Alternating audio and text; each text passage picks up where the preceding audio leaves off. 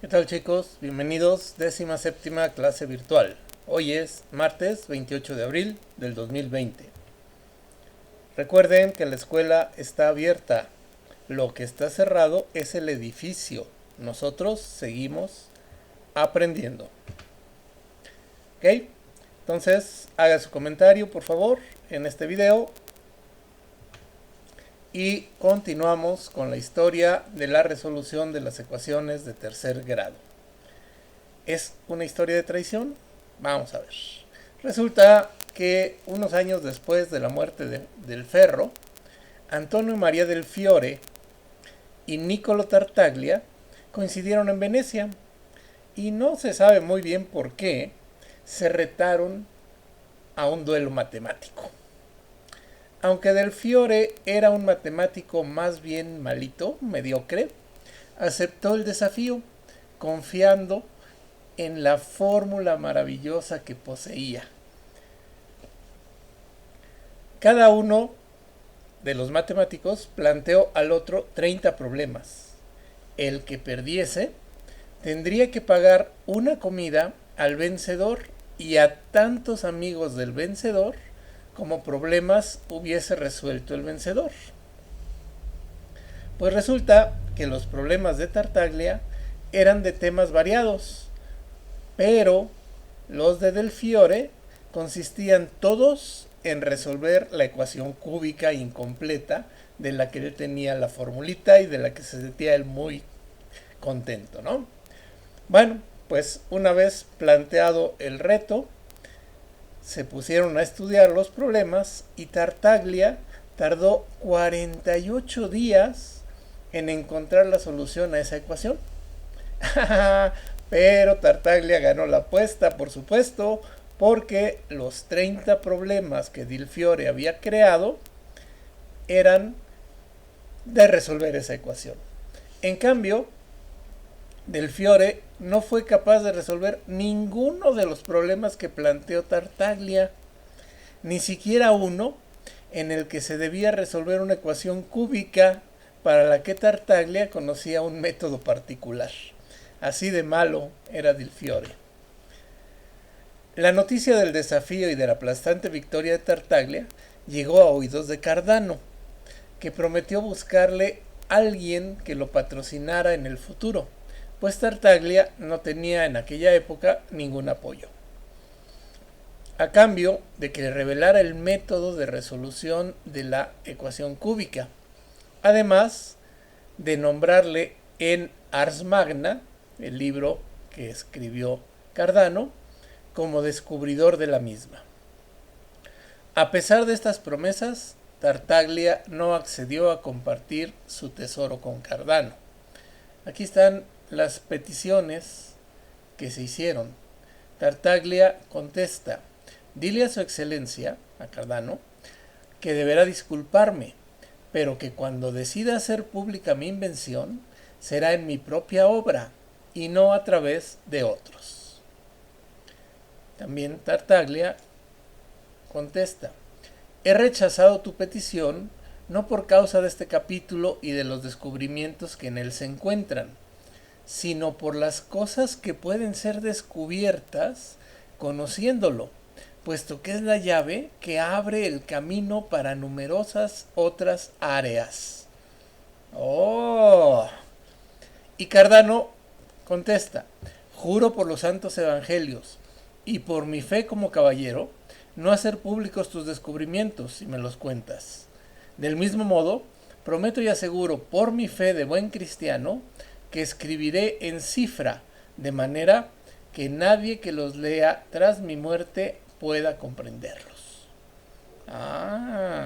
Muy bien. Pero la resistencia de Tartaglia no duró mucho tiempo.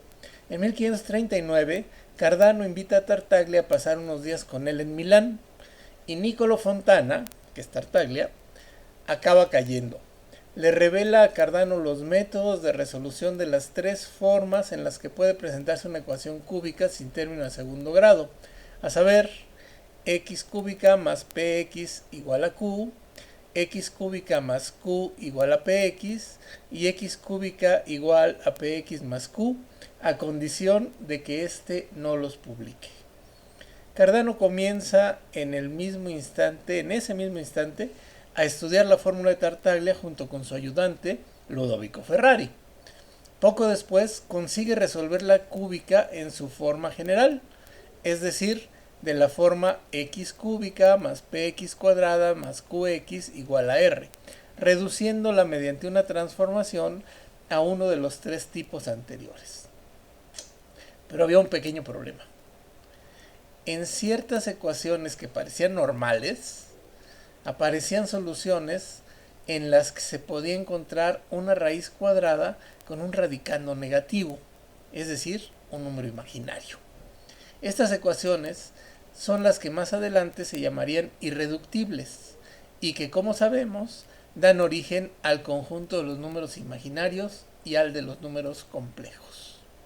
Teniendo en cuenta que, como hemos comentado antes, en esta época ni siquiera los números negativos estaban bien aceptados, la aparición de este tipo de soluciones imaginarias o complejas se veía como algo bastante extraño.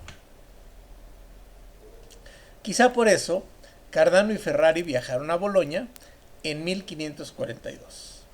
Fueron a visitar a Hannibal Nave, el yerno de Cipriano del Ferro. ¿Se acuerdan? Se había casado con su hija Filipa. Bueno, ya que él fue realmente quien encontró la fórmula de la resolución cúbica, Cipriano del Ferro. X cúbica más px igual a q.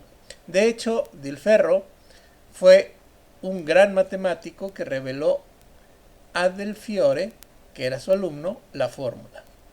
También compartió su descubrimiento con Hannibal Nave, que era su yerno.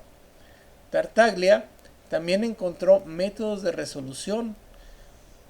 Él los había hecho del conocimiento de Cardano, a condición de que éste no los publicara.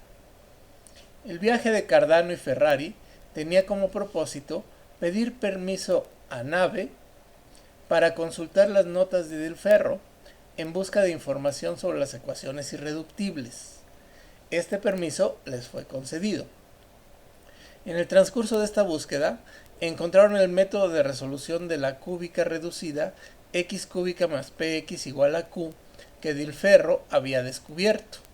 Dicho método era exactamente el mismo que el que Tartaglia le había confiado a Cardano, por lo que éste se sintió con total libertad para publicarlo.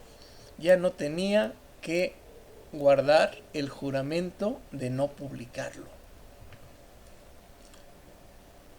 Ars Magna, el gran arte, es el libro escrito por Cardano y fue una revolución en su momento.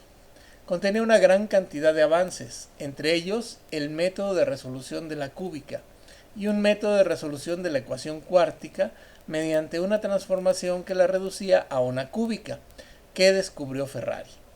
Aunque Cardano nombró hasta 3 veces a Tartaglia en su obra, este se sintió traicionado por la publicación de su método de resolución. Cardano no se atribuyó el descubrimiento de la solución de la ecuación cúbica ni de la cuártica, tal como él mismo admite francamente en su libro.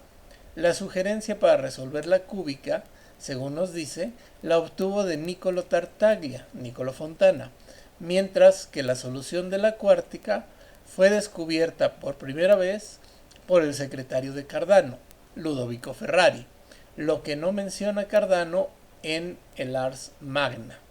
Le dio su lugar a Tartaglia, pero no le dio su lugar a Ferrari. La respuesta de Niccolo fue publicar un libro un año después, que contenía su fórmula, además de ataques a Cardano, pero este no respondió. El que sí dio respuesta a dichos ataques fue Ferrari, mediante un cártel. Un cártel es una carta de desafío que envió a todos los matemáticos conocidos de la época, en la que acusaba a Tartaglia de plagio y donde además le retaba a un desafío público. La respuesta de Niccolo no se hizo esperar. En otro cártel en otra carta de desafío, pedía que el reto lo afrontara Cardano. Por supuesto, no su discípulo, no Ferrari. A partir de aquí, el envío de cartels continuó hasta que el 21 de abril de 1547, Tartaglia envía un cártel con 31 problemas para que su contrincante los resuelva. Ferrari le contesta el 24 de mayo del mismo año con otros 31 problemas. Al final, Tartaglia acepta el duelo. Este reto fue un auténtico acto social. A él acudieron gran cantidad de personalidades de la ciudad, aunque se notó la ausencia de Cardano. Cardano no fue a ver el reto que era para él. El enfrentamiento tuvo lugar el 10 de agosto de 1548. Estaban en juego el prestigio de los contendientes y una posible plaza de profesor de geometría en la ciudad de Brescia. En un momento del enfrentamiento, comenzó una discusión por un problema propuesto por Ferrari que Tartaglia no había resuelto. Esto conllevó a un aplazamiento del desafío hasta el día siguiente. Pero Tartaglia no se presentó, por lo que se dio por ganador a Ferrari. Más tarde, Tartaglia escribió que el acoso de la multitud, favorable a Ferrari, influyó en el resultado. El final de esta historia no es tan feliz. Es el retorno de Tartaglia a Brescia, su ciudad natal, en donde le negaron el sueldo después de trabajar un año como profesor, mientras que la carrera de Ferrari se catapultó. Bueno, y también que al método para la resolución de ecuaciones de tercer grado se le conozca hoy como la regla de Cardano. La gloria en la resolución de las ecuaciones de tercero y cuarto grado fue para Cardano y su estudiante Ferrari. Tartaglia moriría en 1557 en Venecia, sumido en la misma pobreza que le acompañó durante toda su vida. Pero también Ferrari le esperaba un desenlace trágico. Pocos años después del duelo, murió, al parecer envenenado por su hermana. Ferrari era un diablillo, ¿se acuerdan? Por suerte, Ferrari no había guardado, como muchos de sus predecesores, ningún resultado oculto. De esta trágica manera quedaron resueltas las ecuaciones de tercero y de cuarto grado. Bien, ¿qué les pareció la historia? ¿Sí hay traición? ¿No hay traición? Lo que hizo Cardano fue algo moralmente válido. Bien, esas cuestiones las tenemos que preguntar y luego las vamos a tener que contestar. Entonces, para recibir su asistencia, ya saben, es necesario enviar la foto de evidencia, por favor, antes de las 9 de la mañana. Y les sigo encargando que me den una lluvia de ideas acerca de cómo podríamos evaluar el tercer parcial a distancia. ¿De acuerdo? Bueno, muchas gracias chicos, nos vemos mañana.